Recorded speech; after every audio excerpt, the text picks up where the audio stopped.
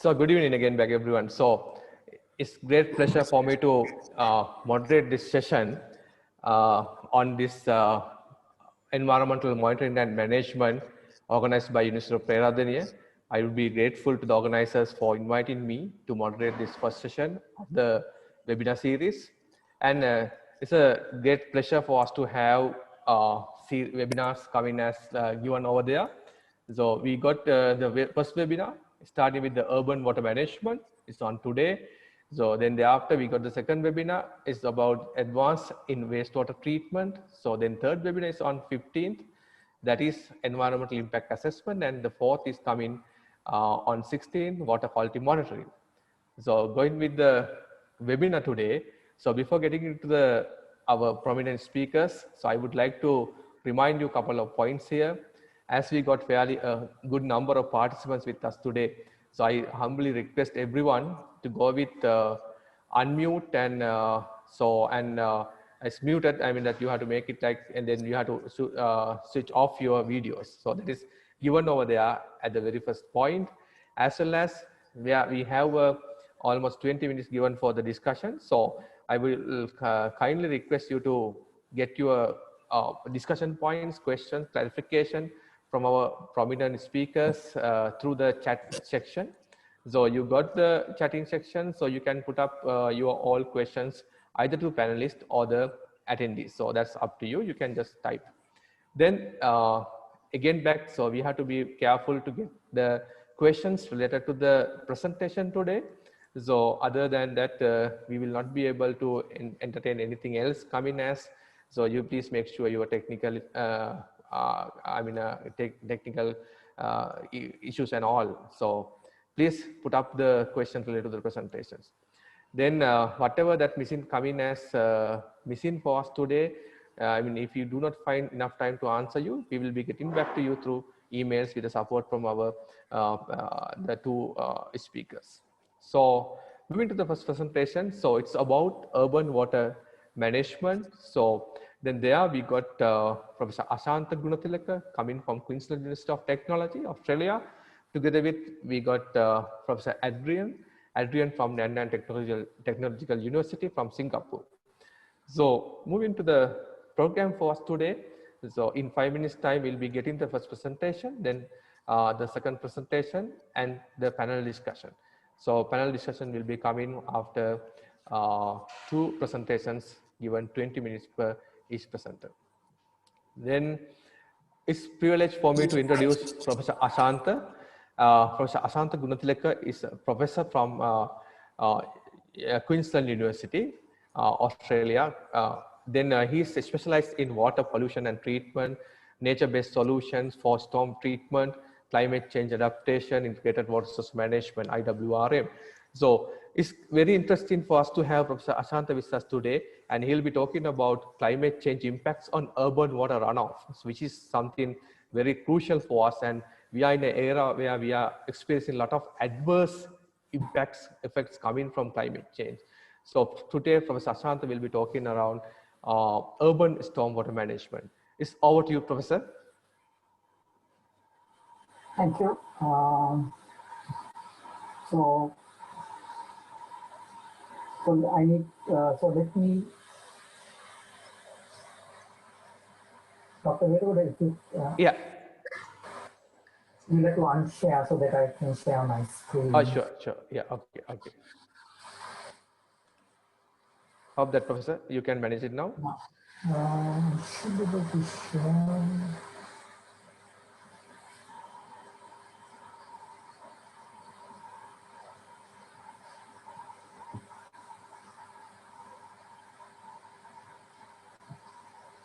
Okay, can you see my screen now?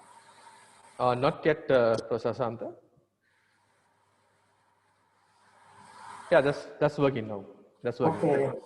So, Dr. Weragoda, thank you very much for the introduction, and also I would like to the organizers for giving me this opportunity to talk about something that is very close to my heart, about urban stormwater runoff and the impacts that climate change is going to have on urban stormwater runoff and why we should be very concerned about those impacts. So just to give you some background, let me start with the Sustainable Development Goals, which was adopted by the United Nations in 2015. So there are 17 goals. I don't know how familiar you all are in terms of the SDGs. So there are 17 goals. And if you look at the 17 goals, goal number 2 is about no hunger. So if there is no hunger, that means we need water to produce that food. So then the second one, then there's of course clean water and sanitation. Again, that's water. And then we are talking about sustainable cities and communities. Again, water is crucial for that. Responsible consumption, it talks about natural resources consumption. Again, it's about water. Life below water, life on land. There cannot be any life on land if there is no water on land. So if you, when you look at it, you can see more than half water is involved. So just to give you some context, what I refer to as the inconvenient facts regarding water, something we need to be aware of is, of all the water on this planet, only half to 1% is suitable for human consumption. It's that little. Because all the other water is either in the oceans, which is saline, not suitable for human consumption, or is locked away in the glaciers. Excuse me, Professor Ashantha. Yeah. There are some disturbances coming in your line. Maybe it's not clear. Okay. Probably now it's okay. How is it now? Now it's better. But there's some background noise is coming. So let me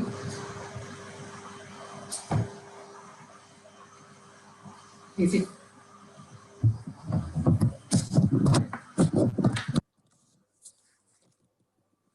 hello.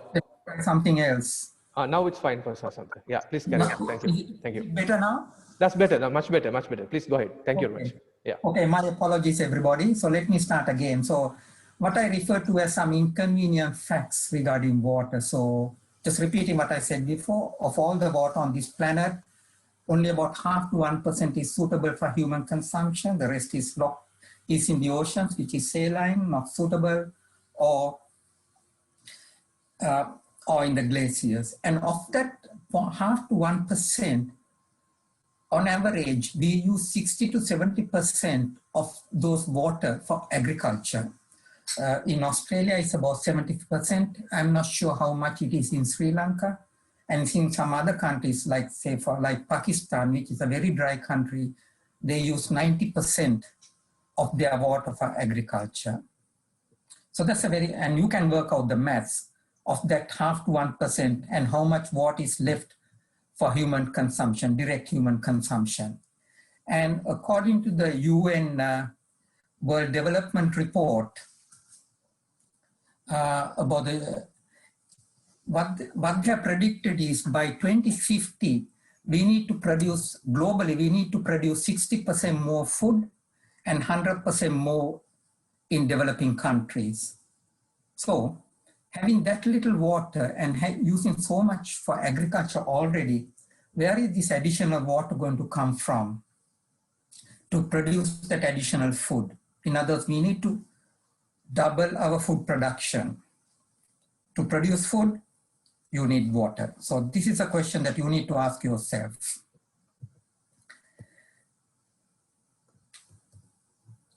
And in this context, our biggest challenges are firstly, population growth. Secondly, urbanization. I'll show you some figures later. And thirdly, climate change. So these are the three major challenges that the humankind is facing today. Of course, my focus is on the third dot point, climate change. But just to touch briefly on population growth and urbanization. So this is what the population, now this graph, now what you can see is just after Second World War, the world population was about 2.5 billion. And you can see in 2020, by 2020, the population has increased to over 8 billion.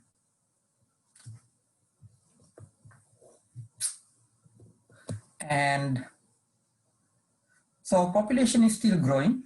And the prediction is by 2050, it will go up to about 10 billion. And you can see how the urbanization has increased from under 10% at the end of the Second World War. Now over 50% of the world population, so 2020, over 50% of the world population is living in urban areas. And by 2050, it will increase. About 2/3 of the world population will be living in urban areas. So how do you provide water to this population, as well as produce that double your food production? Where are you going to find the water? So, and this brings us to this point about balancing water demand. So there's going to be this increasing competition for water. I mean, the farmers are going to ask for more water to produce more food. We will need more water for domestic consumption. And for various industrial production, again, you need more water. So, and it's a common fact now that a lot of the large cities around the world, for example, Beijing, Sao Paulo, Jakarta, Delhi, Mexico City, they have already run out of water. And it's becoming more and more, it's getting aggravated as we go along. Even some of the other cities around the world is running out of water. And so as I said before, 53% of the world population is currently living in urban areas, will increase to 66% by 2050. That's according to the United Nations. In Australia, we do, okay, you can see we have got 89% of the Australian population currently live in urban areas. In Sri Lanka, it's not so bad. It's only 18%, but it's predicted by 2050 that something like 1/3 of the population will be living in urban areas. In other words, there will be a 2/3 increase in the world population, in Sri Lanka's urban population. So now moving on to the focus of my presentation about climate change. Unfortunately, I don't have time to talk in detail about climate change. In summary, climate change is going to result in sea level rise. There's going to be an increasing frequency of extreme weather events, heavy rainfall, droughts, flooding. It's already happening. We are experiencing that in Australia.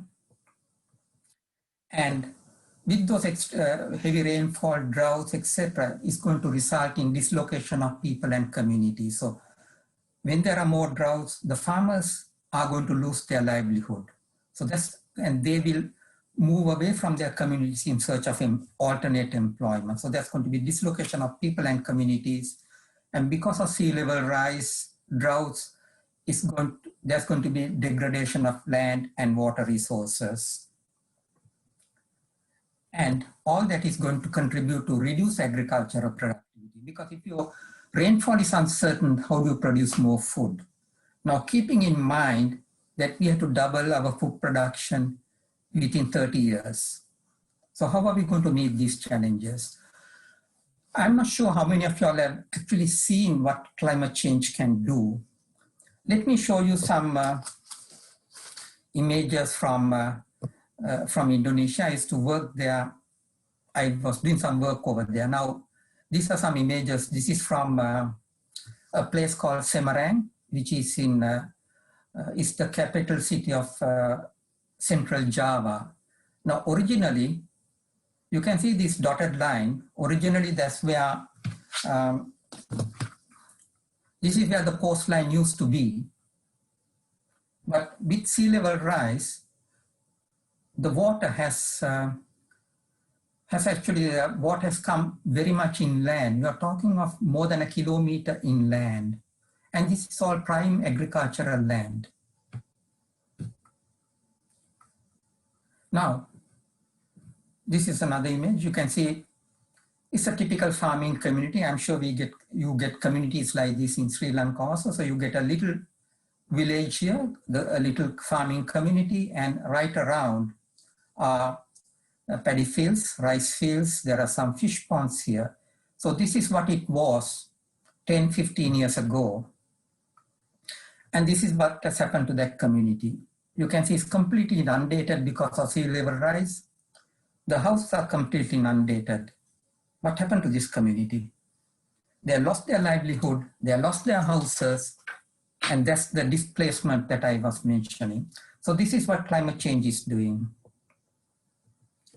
So in summary, what climate change is going to do is it's going to change the timing of the wet season. Now, before I migrated to Australia, I used to work for the irrigation department.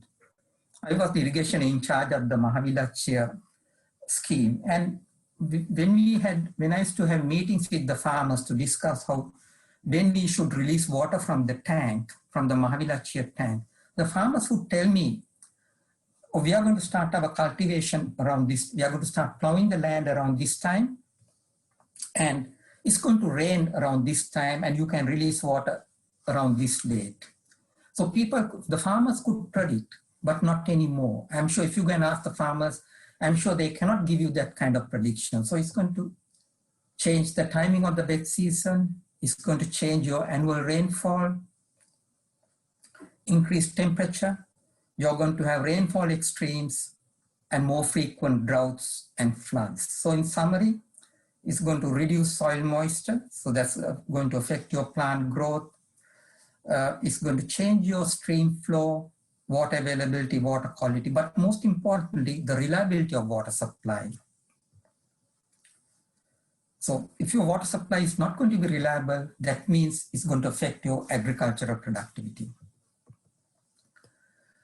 Now, the world has accepted that climate change is going to affect surface water resources. If you read some of the recent publications by the IPCC, the Intergovernmental Panel on Climate Change, there is very clear recognition that climate change is going to affect surface water resources, and the various adaptation strategies that they have proposed does not pay any attention to stormwater. However, the changing rainfall patterns is going to definitely impact on stormwater quantity and quality. And if it's going to affect stormwater quality and quantity, it's going to definitely affect your surface water resources. And also it's going to introduce additional pollutants into your surface water resources. So which means it's going to be a hard job for some of our water treatment plants to treat water as we go along, because your pollutant concentrations are going to change. So now focusing on urban stormwater, I have said it is the last available uncommitted water resources for cities as the demand escalates. Now, if you take a lake or a river, there's always various demands on that water. Maybe you need a certain amount of that water for agriculture, some amount for as drinking water for the cities, etc. But when it comes to stormwater, nobody bothers about it. In other words, there is no demand for that water. So it tends to be heavily underutilized. I suppose not because Professor Adrian is there, I think one country that really values stormwater is Singapore. I don't think any other country values stormwater as much as Singapore. So in this context, it's very important for us to understand this concept of use of water fit for purpose. I mean, stormwater is not absolutely clean, but if you think of what we use water for, in Australia, only about 40% of the water usage is for drinking, cooking, washing. Everything else is for things like watering the garden, toilet flushing, etc. So why do we need good quality water to flush the toilet? So why can't we use stormwater to flush the toilet? Why can't we use stormwater to water the garden, etc.? So use of water fit for purpose is a concept that's being promoted. I'll come back to this. So this is a study that was done in Australia a few years back. So these are the 4 large cities in Australia: Brisbane, Sydney, Melbourne, and Perth. These are 4 state capitals. So you can see what's shown in purple is the amount of drinking water we use in Brisbane, amount of kiloliters per household per year. So that's the amount of drinking water. But this is the amount of, what you see in green is the amount of storm water we get. And that's the amount of wastewater we generate. So a simple question is, we get more storm. Australia is a relatively dry country compared to Sri Lanka. We get about half the rainfall, but even a relatively dry country, we generate more stormwater. So a simple question is, why can't we capture the stormwater, harvest the stormwater, and reuse it? Which means we don't need to worry about bringing water from somewhere else. And it applies to, in Melbourne, it's a little bit less, but if you were to reuse your wastewater, we have got more water than what we need. So as you can see, there's so much of water available which we are not using. So when it comes to climate change, and when we look at stormwater management, it's not it's not a technological fix. In other words, it's not about technology alone. The required technology is there. It's more about change of mindset. And what we have got to accept is climate change is inevitable. The Earth has a very large inertia. It's on a certain trajectory. And whatever we do, we cannot change that trajectory now. Climate change is going to happen. So what we need is to prepare for that. So when there is adversity, we need to look for opportunities. So this should we should think of climate change as an opportunity for us to adopt a sustainable development. In other words, creating water-sensitive urban environments. So water-sensitive urban environments means where we recognize stormwater as a potential source of water for urban areas, which has difficulty meeting the normal demand. And so this means using different quality water based on the intended use. The example I mentioned was toilet flushing. Dr. Weragoda, how many minutes more do I have?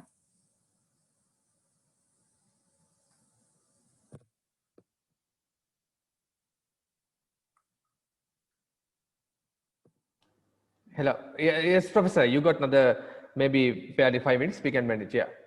Okay. Yeah. Okay, if you have got, okay, let me, so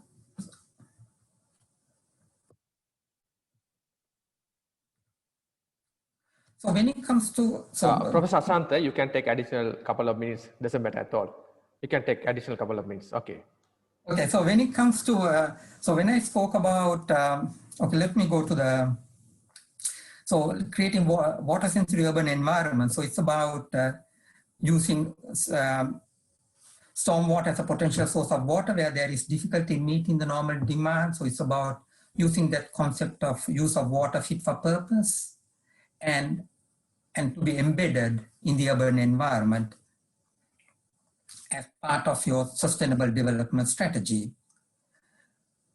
And so when we talk of water sensitive urban environments, let me briefly mention about water sensitive urban design concepts. It's about using passive systems. So you're not using energy, you are using passive systems to treat your stormwater pollution. So it's about working with nature.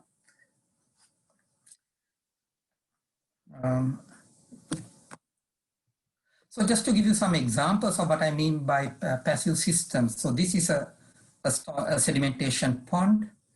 So what you do is you collect your stormwater in this pond, and as you know, stormwater will flow with a certain velocity, and moment when it gets into the pond, the velocity drops, the velocity becomes zero, and your sediments, certain amount of pollutants will drop out. It's not going to, it does not mean that the water is going to be completely clean, but it's suitable for certain purposes. So it's this is another form of sedimentation pond where you can use ponds as cascades. So this is a bioretention basin. So this is what it really looks like. You can think of this as a children's playground, but underneath what you get is a soil filter. So water comes in, filters through the soil, and then gets collected through the slotted pipe, and you can take it out for various usage. So this is a constructed wetland. Again, we have been using constructed wetlands for wastewater treatment, but also we are beginning to use it for stormwater treatment. So again, so you can see that's what it looks like in profile, where you use plants, vegetation to remove various types of pollutants. And this is what it looks like above ground. So let me quickly give you an example of how we implemented this. So this is a project we did with, where I was involved with Brisbane Airport. Brisbane Airport has 2,700 hectares of land, very large area. And because of that large extent of land they have significant commercial and industrial activities. And it was predicted, okay, this was before 2025, it was predicted that the airport will, annually they will have something like 38 million passengers coming through. That's 1.5 times the population of Australia. There will be 700 businesses operating and 40,000 employees in those businesses. And so what we did was, so this is a stormwater pond we created. This is collecting water from the roofs and the roads, and we treat it and reuse it. This is the international terminal that you see here. So water from the roof is collected, treated, and pumped back to the terminal. This is a tank farm for storing recycled wastewater.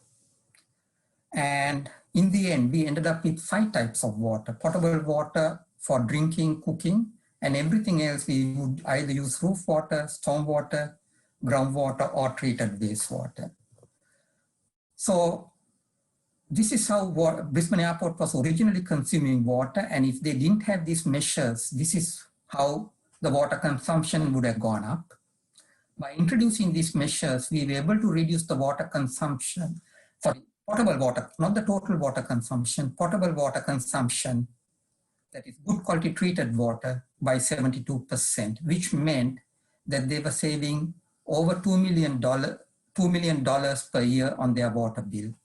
Now think, $2 million, Australian dollar is about 130 rupees. So they were saving something like 270 million rupees a year by introducing these measures. So my final slide, Dr. Weragoda, I'm sorry for taking time. So it's okay. Messages I have for you is, it is the water environment that's going to be most adversely affected by climate change. And when it comes to climate change adaptation, stormwater needs to be a key focus.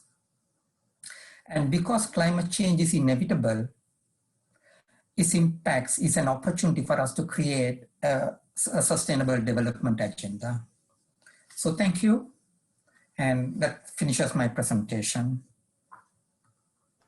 Thank you, Professor Ashantha. So then as for the agenda, we will be moving to the next presenter. That's Professor Adrian.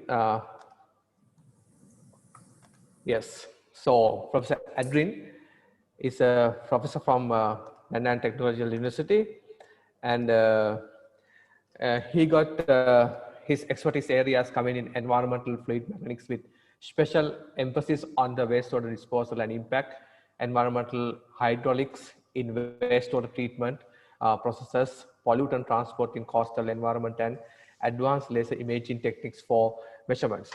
So coming to the presentation today, we'll be having Professor Adrian talking about UAV-based remote sensing for environmental monitoring in coastal environment.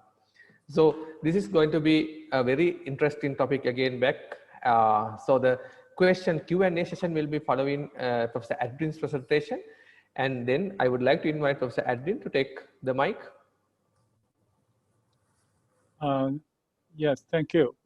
Can I share my screen? Yes, Professor Adrian. Yeah. Yes, please. It's over to you now.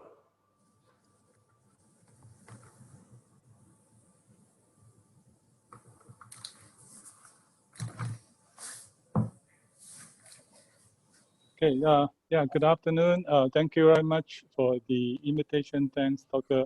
Weragoda, for the introduction. I was actually looking forward to visiting Sri Lanka. Unfortunately, we can only do it remotely.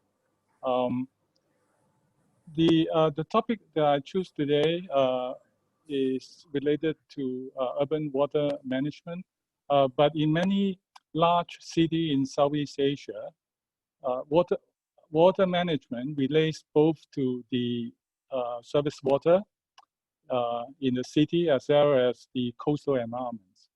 We have many major coastal cities in the region. So therefore, I think Professor Ashantha has given an excellent coverage on the surface water inside the city, and so I'm going to be focusing on coastal waters. And particularly, I choose a topic that is recently I've been spending a lot of time on, and that is the use of remote sensing using portable Adrian, can you Yes. please get into presentation mode? Your presentation, can you put into presentation mode? Oh, okay. Yes, I please. have. I guess.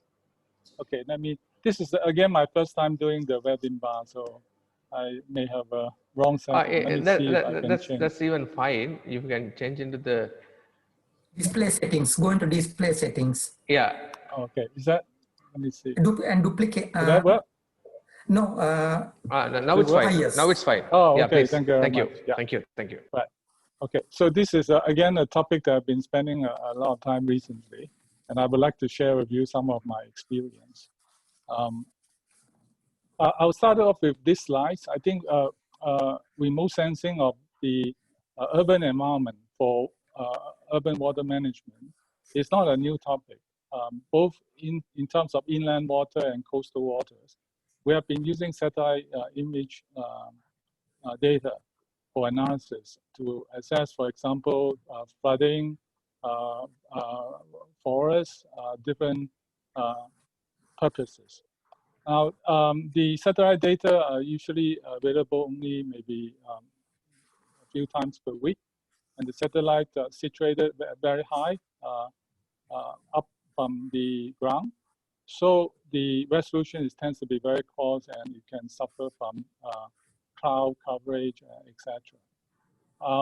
And then progressively over the years, you start to see people using drones, unmanned vehicles, but at very expensive one at high altitude that they can fly autonomously at 8 to 12 kilometers above ground.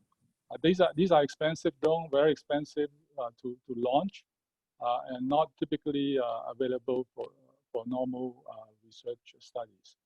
Now, the topic that I would like to cover today are the normal drones that we are very familiar nowadays, that are flying anywhere between 30 meters to 100 meters.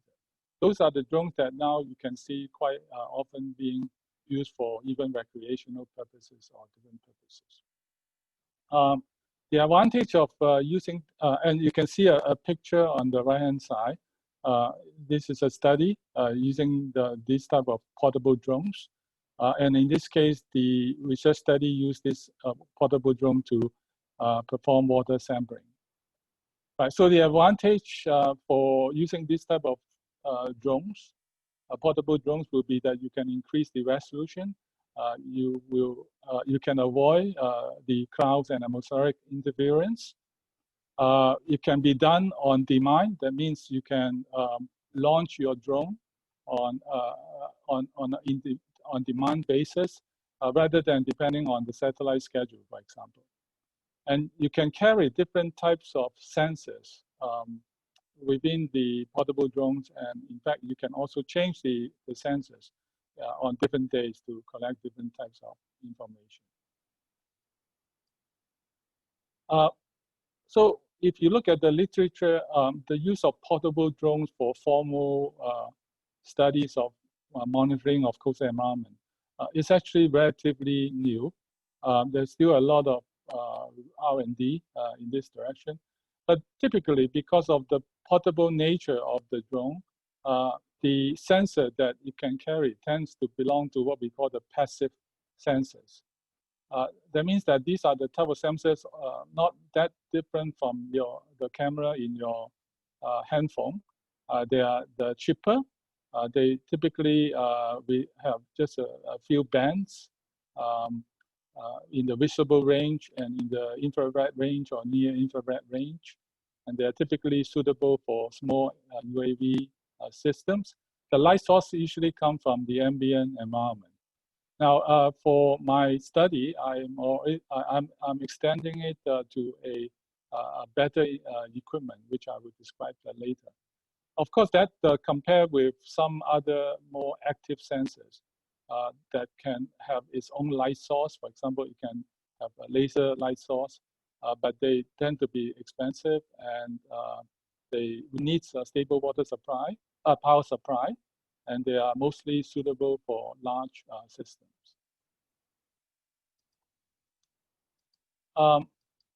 So the camera that I'm using right now for my own studies is what we call a hyperspectral camera.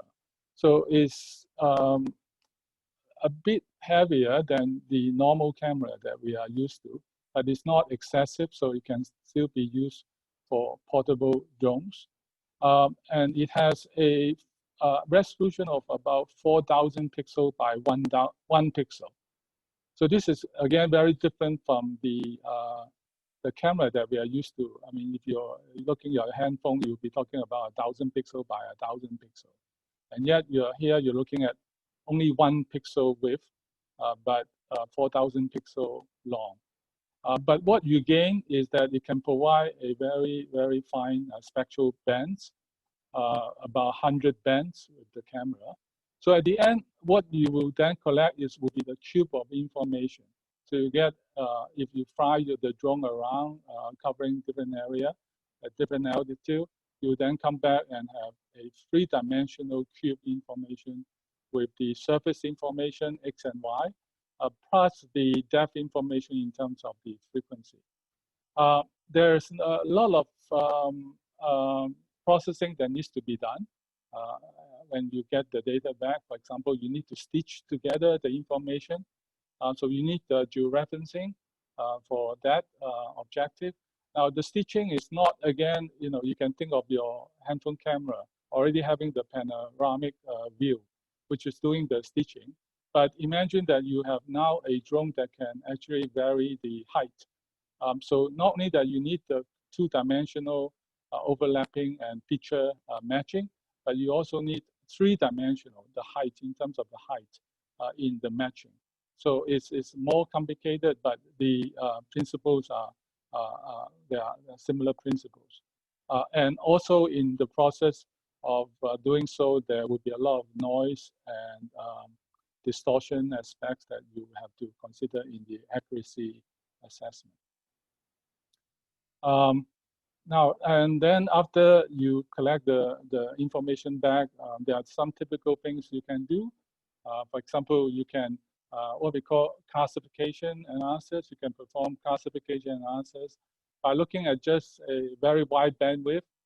So on the left-hand side, you can see that this would be an image that you collect, and you can use those wide bandwidth to determine that this is land, this is water, and this is an area of the water with plumes, with the sediment plumes. But with the type of camera that I mentioned just now, you can in fact be more refined. For example, you can even say that, okay, within the sediment plumes, what is the concentration at different points inside the plume? So you can perform more in-depth analysis. And in order to do so, we need to rely heavily on machine learning and deep learnings. And this is also something that has significantly advanced our capability in recent years. Without this type of techniques, you will have a lot of uncertainty in your assessments. And the findings are not very obvious. But the deep learning techniques allow you to sort out many different situations, and you can actually reduce your variance in your assessment significantly.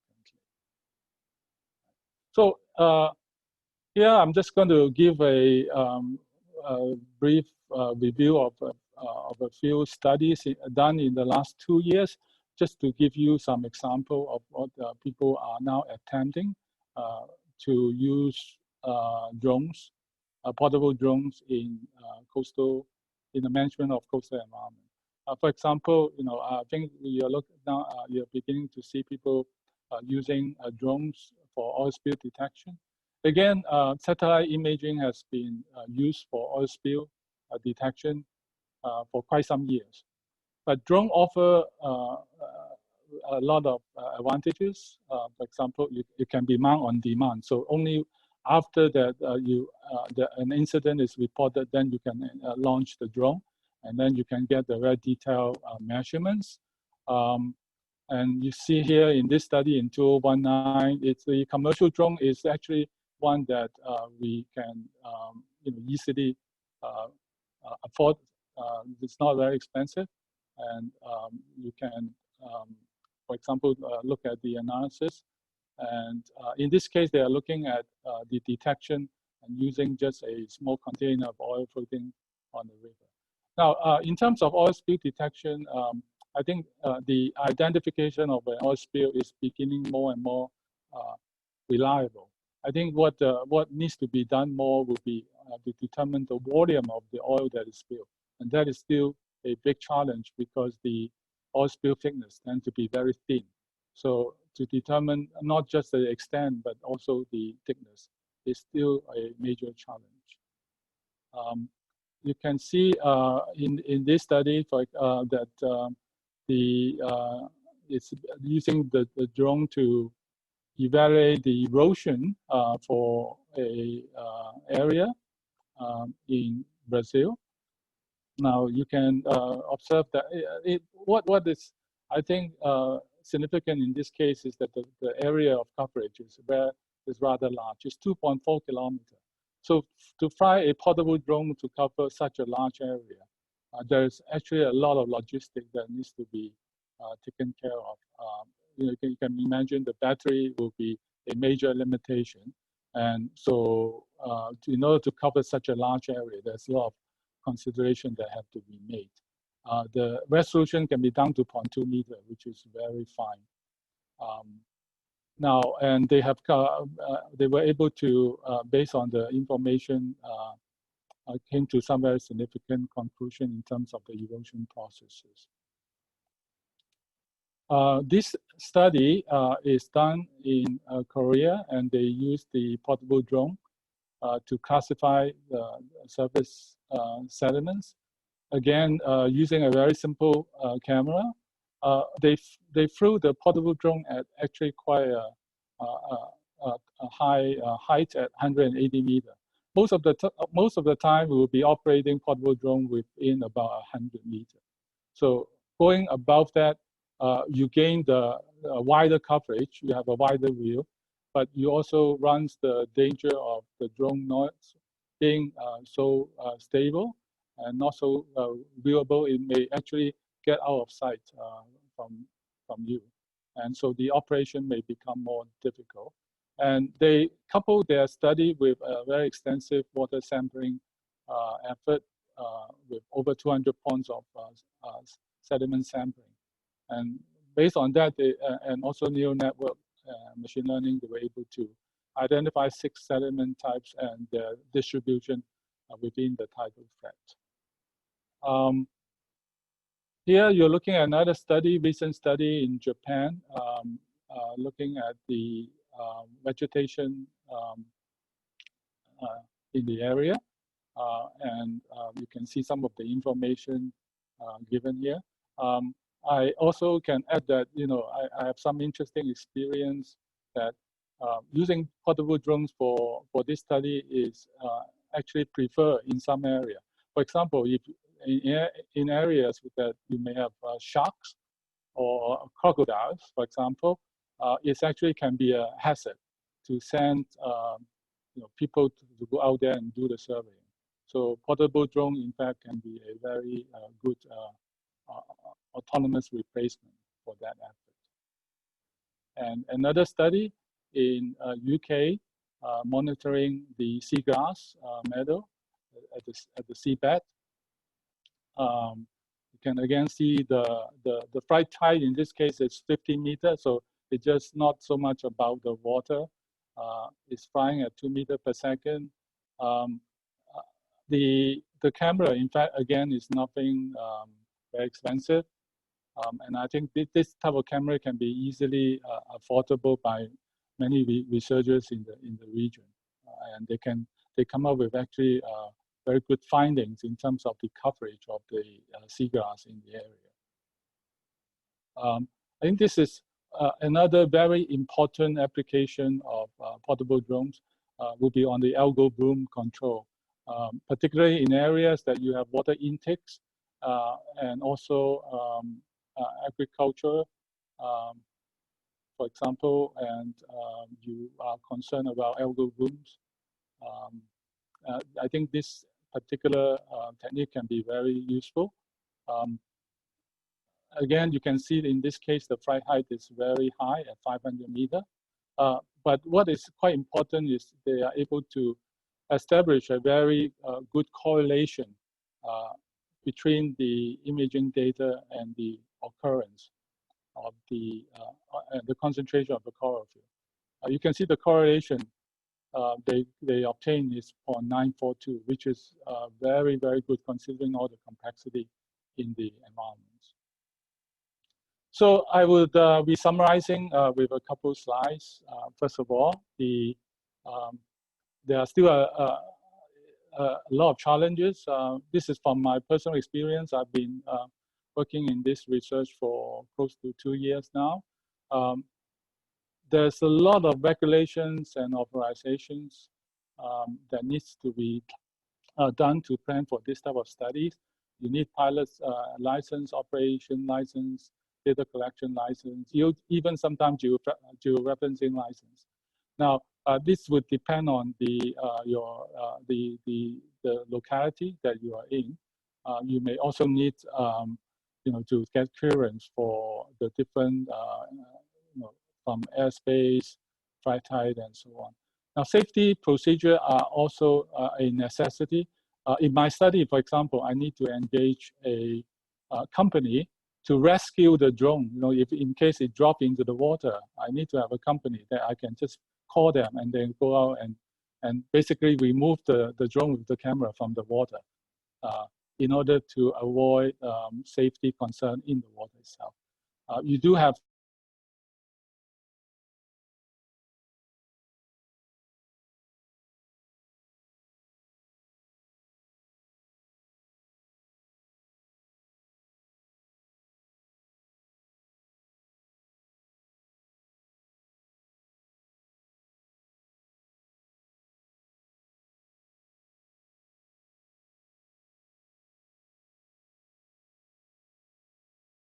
is a major challenge if you have to operate in winds with a strong wind speed, and also the reflection from the bottom bed, etc. So I will summarize with these slides. I believe that we'll be looking at a lot more the use of portable drones for the management of coastal water, coastal environment in the near future. Most of the studies that you can find at this time is what we call classification stage, meaning to separate the land, the plumes, and the water. But with more and more effort, more and more better sensors and so on, you will be looking at regression type of study that gives you a quantitative number, concentration, for example. And I think we need more research on the external influence. So that's all for my presentation, and I would love to answer some of the questions if you may have. Thank you. Thank you, Professor Adrian. Yeah, it's a very wonderful presentation about the use of technology. So I would like to invite Professor Ashantha also to join us now with us for the panel discussion. And we got fairly good number of clarifications, questions from our audience. Yeah, so there we are now going to get the panel discussion. And hopefully, before getting to the panel discussion, I would be using the privilege of being the moderator of the session to get a couple of clarification from both of speakers today. Hopefully, maybe first from Professor Ashantha. So, Professor Ashantha, so we now Sri Lanka is last year it was ranked as the second most affected country from climate change in the world. So this year it has been shifted to sixth most affected country. So when it is coming this planning, in the sense because climate change gets a lot of new arena in the sense, I mean like, so there are, we can't just predict the future with the past records. So when you are putting investments, justification is a big challenge. So how can you just help us in that regards? You are very right, because we cannot depend on historical records to plan for what's going to happen in the future. But fortunately, I mean, on the waters, the IPCC has actually provided some strategies. They have provided various modeling techniques where you can use, you can do your predictions. So these are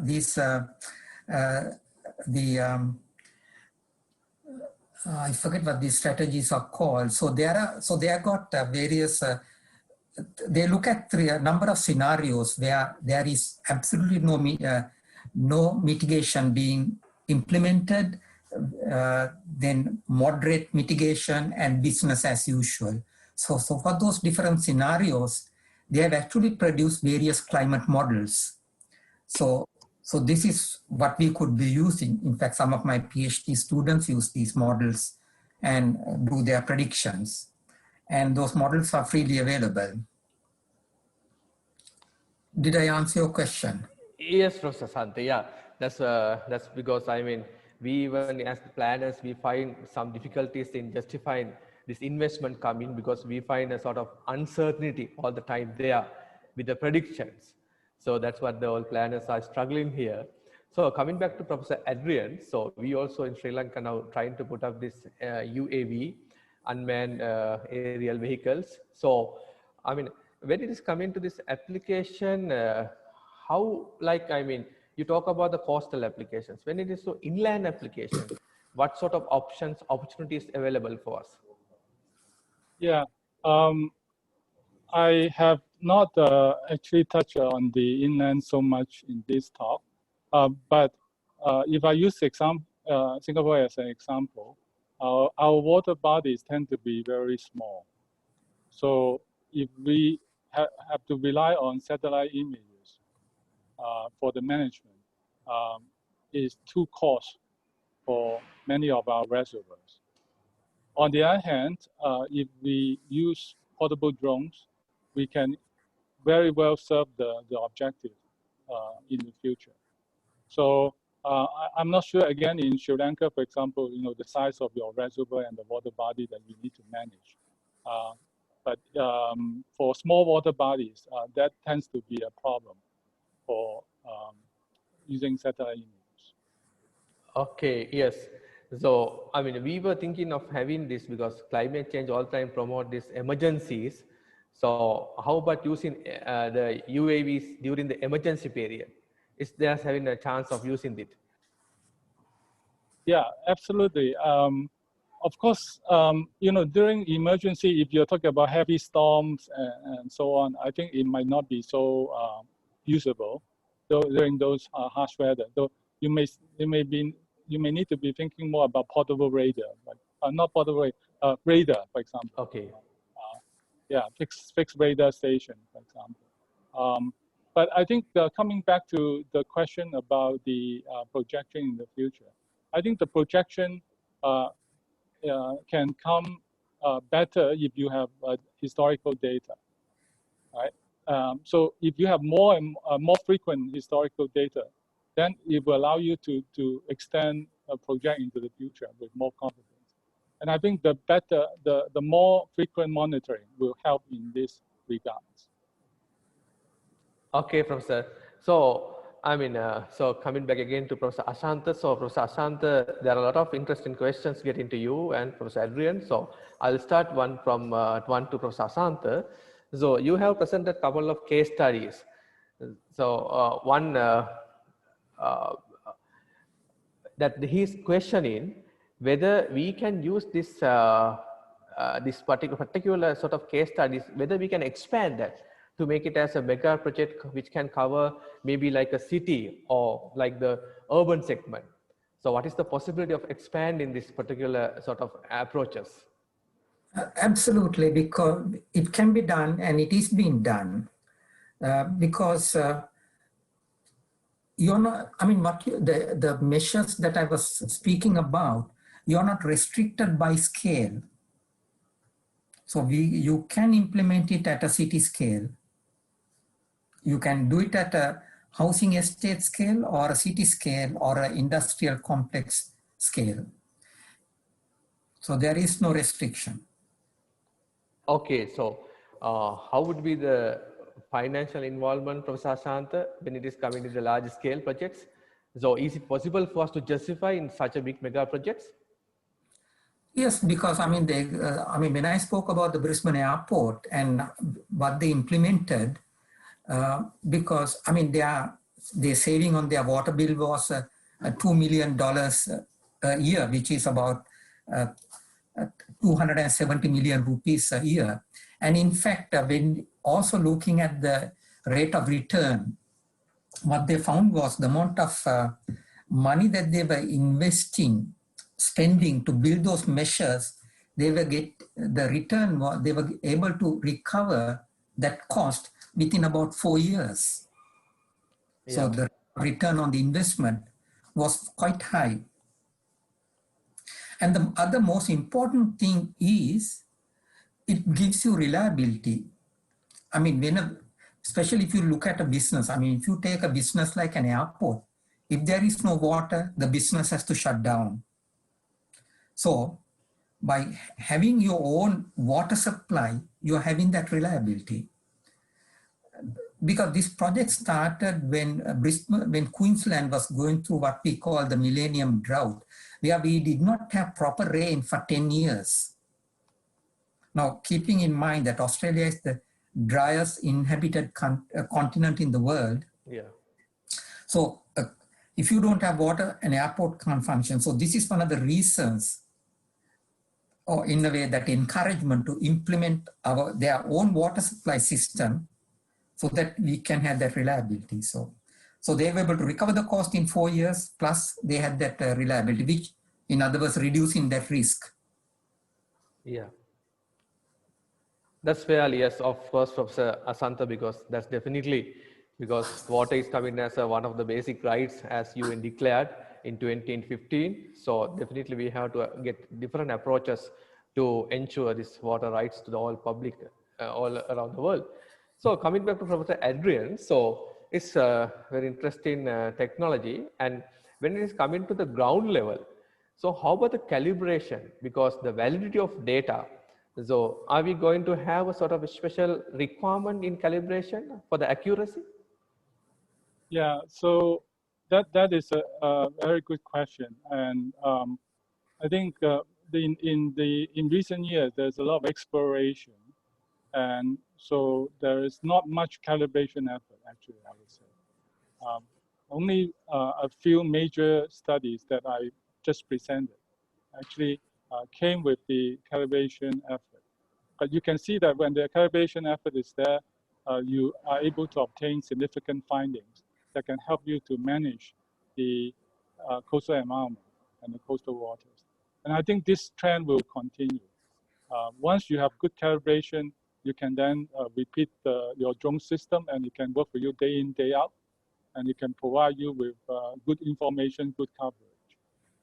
I believe that this will be the trend going forward. Okay, Professor Adrian. Yes.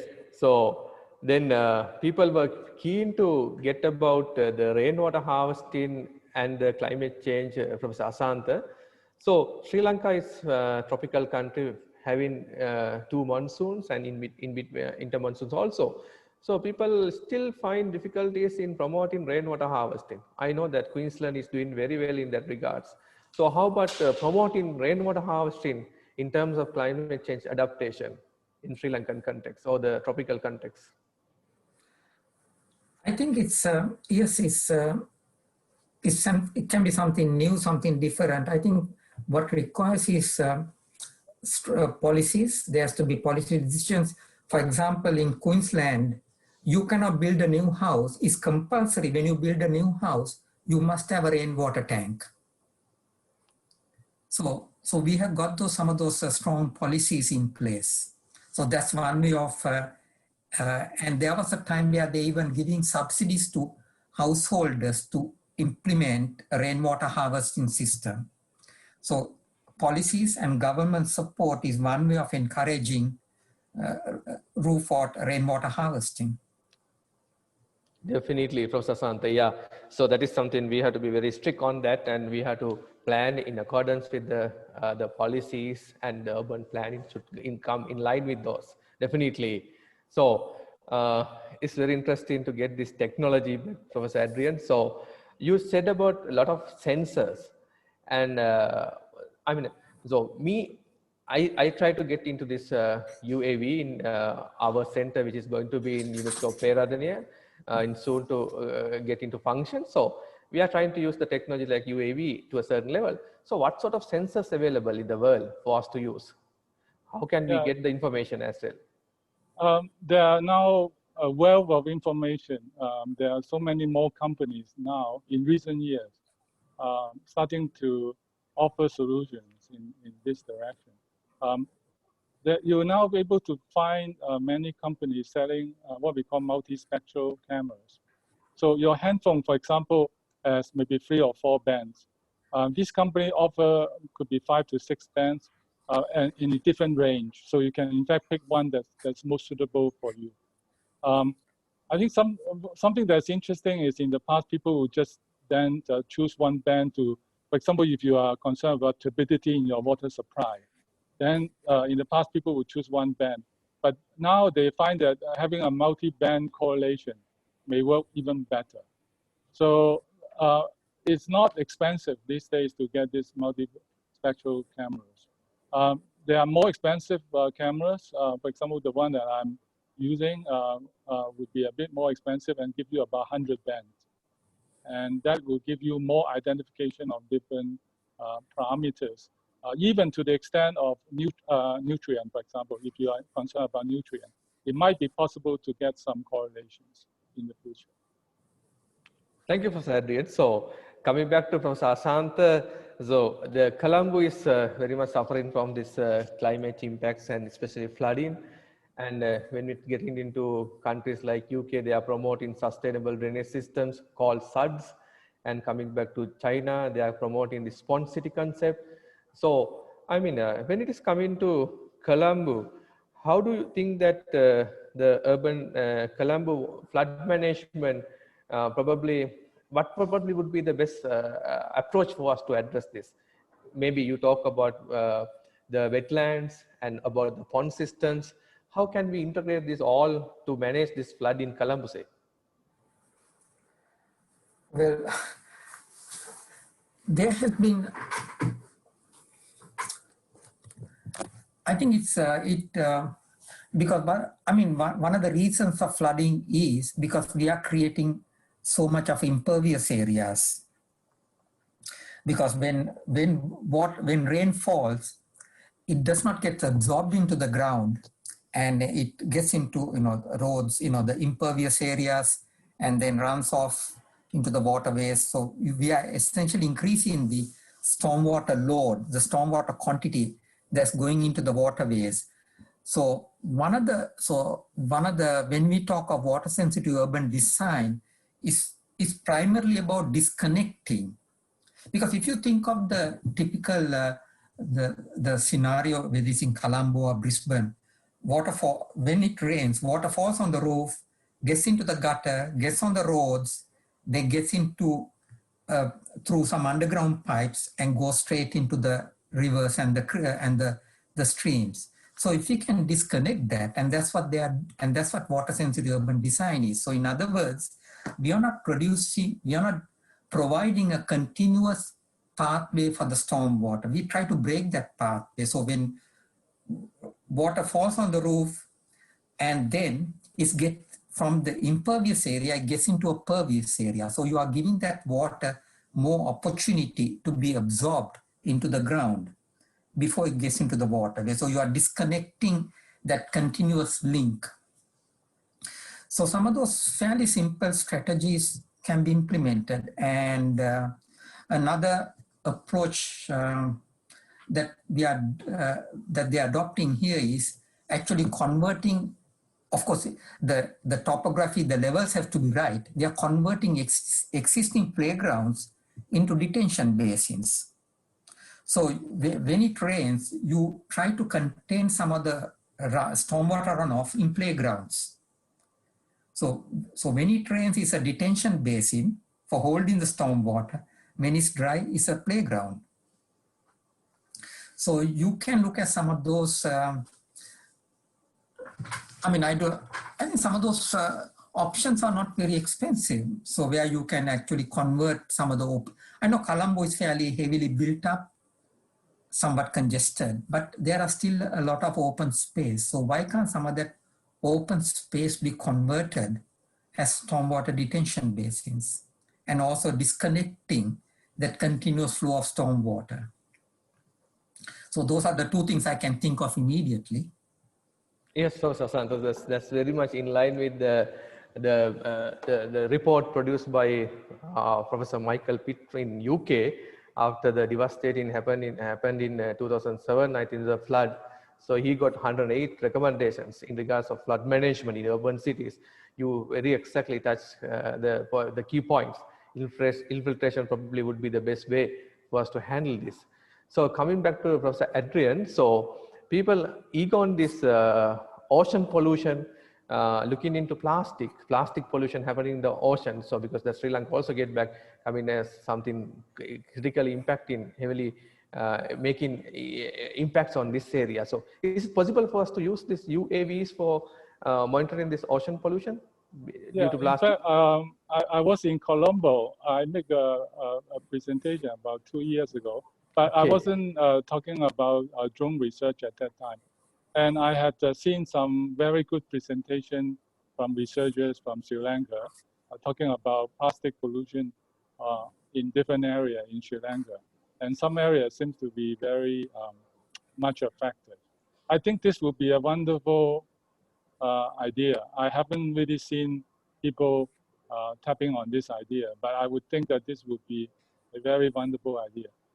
If just simple that you can use the drone to assess the extent of the plastic impact, that's number one.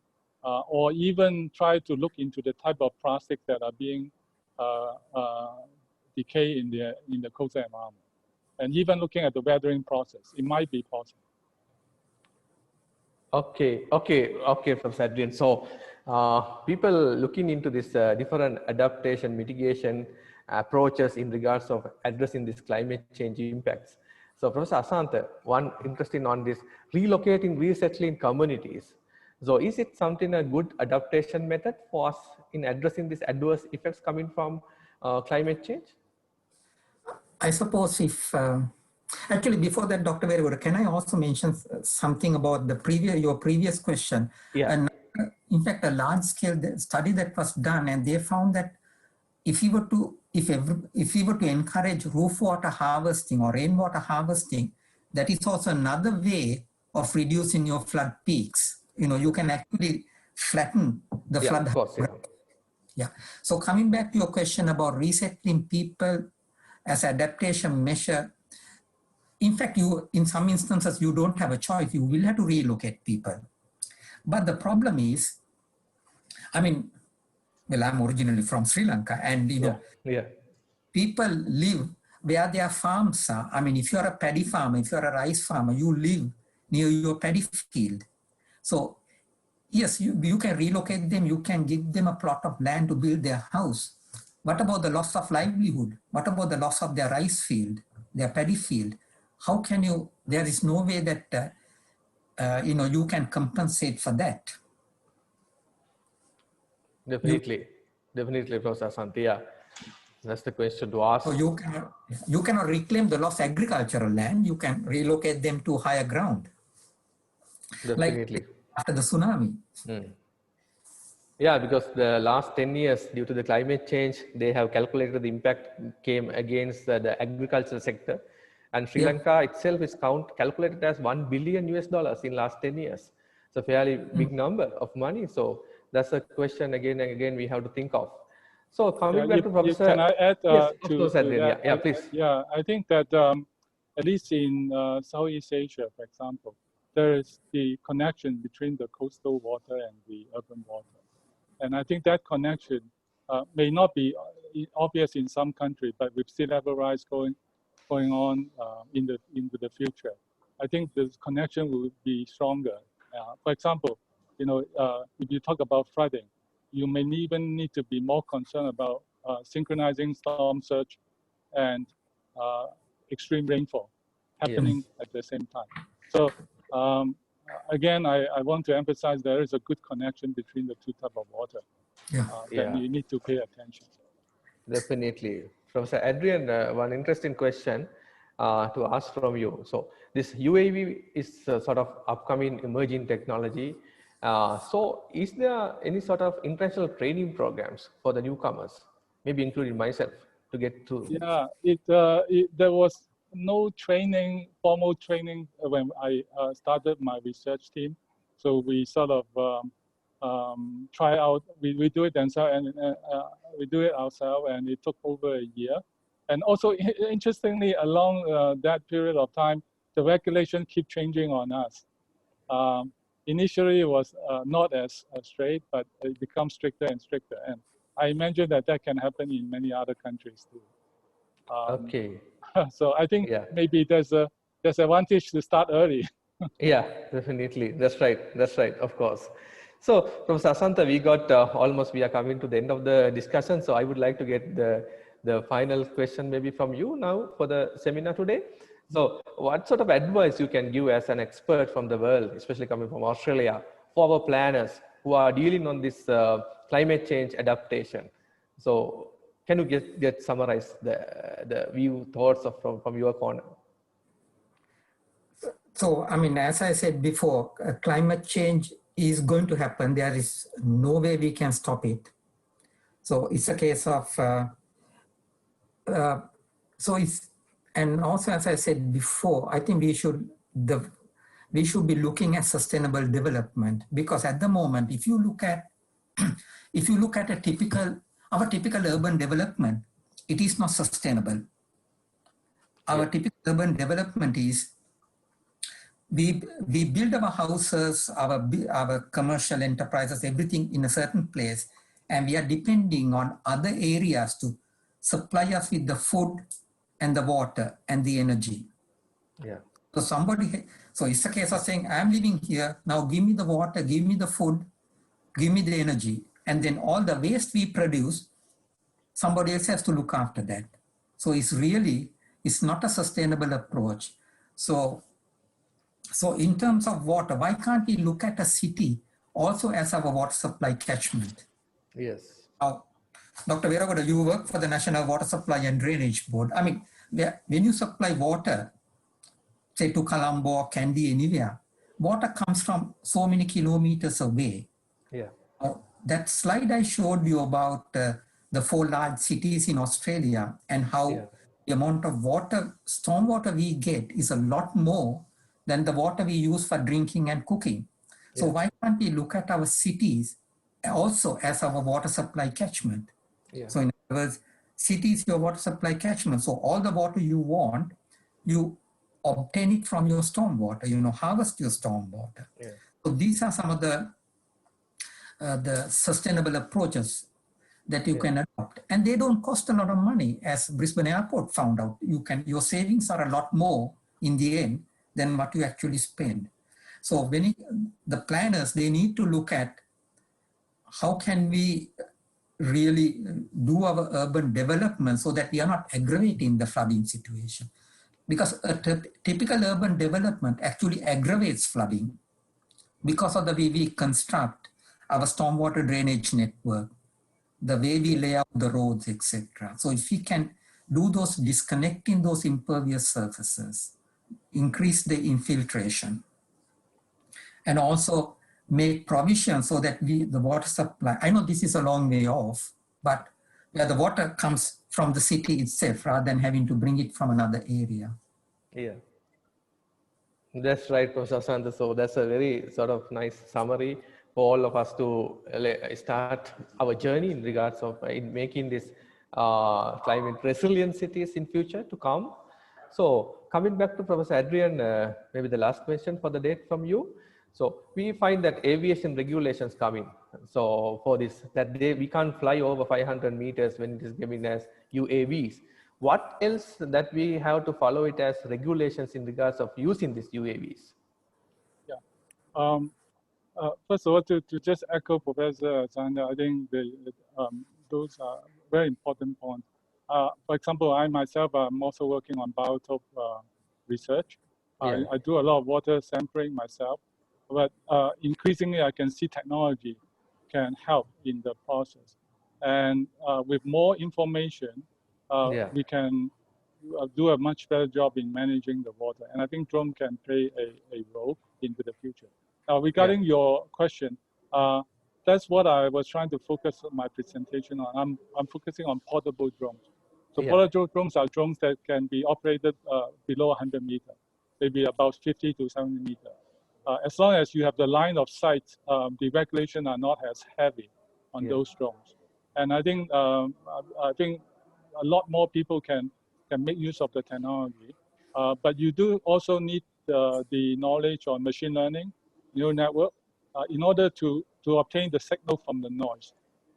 So we have to tap on the technological advancement also in both the software and the hardware. Yes, Professor Adrian, that's really fine. The solution, the answer, response from your corner. So it's coming to the end of our panel discussion for the day.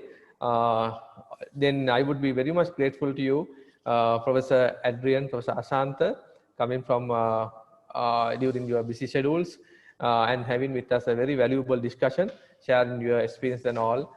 And on behalf of the EMM conference organizers, I will be very much thankful to you.